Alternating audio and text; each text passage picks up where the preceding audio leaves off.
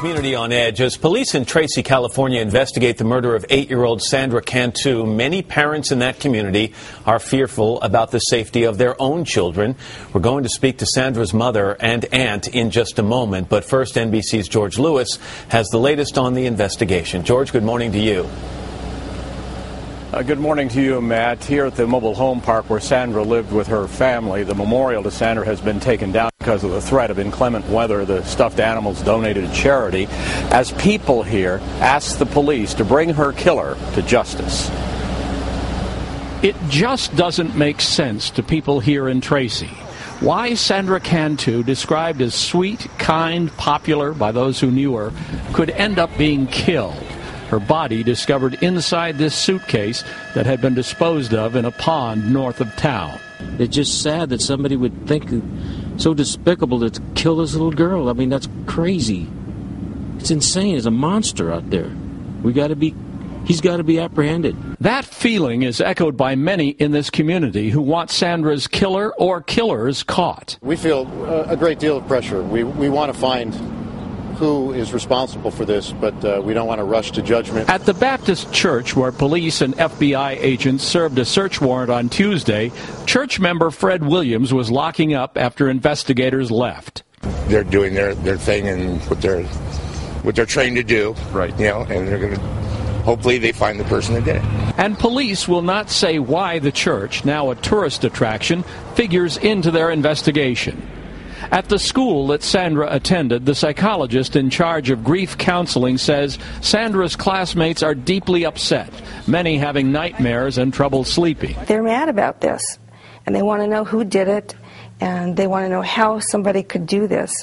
Sandra's aunt and uncle paid a brief visit to the improvised memorial to thank people for their expressions of sympathy. Let's go. I can't do this. But overcome by emotion, they cut the visit short. So, Sandra's aunt has been telling reporters the one thing that keeps the family going through all of this is the support and the solidarity of the community. Matt? All right, George, thank you very much. It's such an awful story. Sandra's mother, Maria Chavez, and her aunt, Angie Chavez, are in Tracy. Ladies, good morning to both of you, and please accept my sincere condolences. Thank you. Maria, I know it was important, although excruciatingly hard for you to appear this morning. You wanted to be able to speak about your daughter. Can you tell me about Sandra?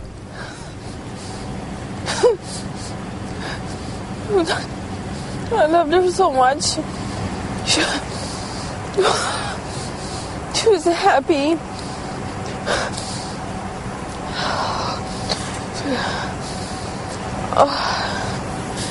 Angie, maybe you can give Sandra a moment, a second, Angie, and maybe you can help fill this. And I know she had just such an amazing smile. She's described as sweet and kind and popular. She liked Hannah Montana. She liked to cook. Tell me more about her. Oh, she was so fun-loving and just full of energy, full of life. Like you said, she loved Hannah Montana. She used to sing Best of Both Worlds all over the house, and color and garden. She loved to cook. In fact, the last time that I saw her, she helped me make breakfast.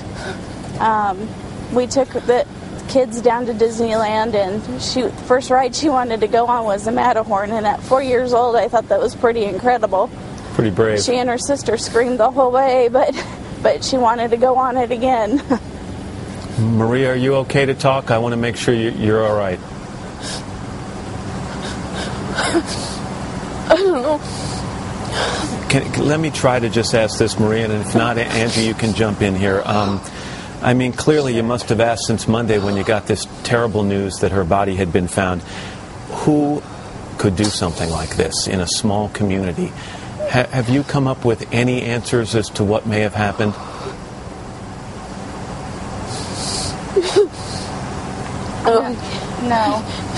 No, we don't have any idea who could have done something this horrible to her.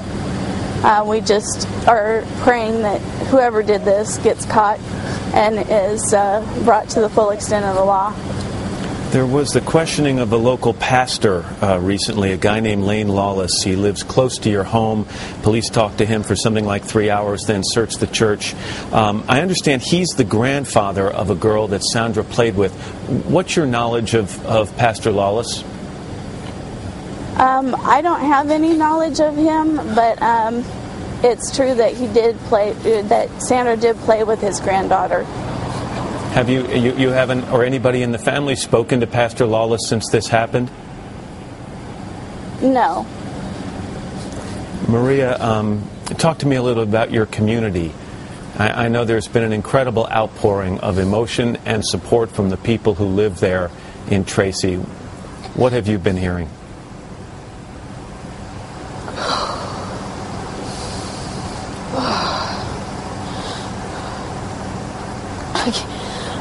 That's okay. The community has been just so generous and loving. We've had meals brought to us every day.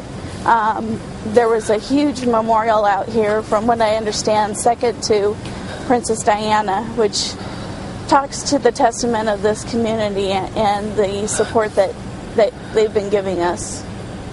And Maria, I'll say it for you, but I know you thought it was important this morning to please make sure that you thank the police for all their continued efforts and what they've been doing over the last several days to try to find not only Sandra when she was missing, but also now find the person who did this. And you know, Maria, my heart breaks for you, and I'm sorry that you're sitting there in that situation, but I know you wanted to share a little about your daughter, and we appreciate you. And Angie, thank you so much for being there as well. Our prayers are with you and your family.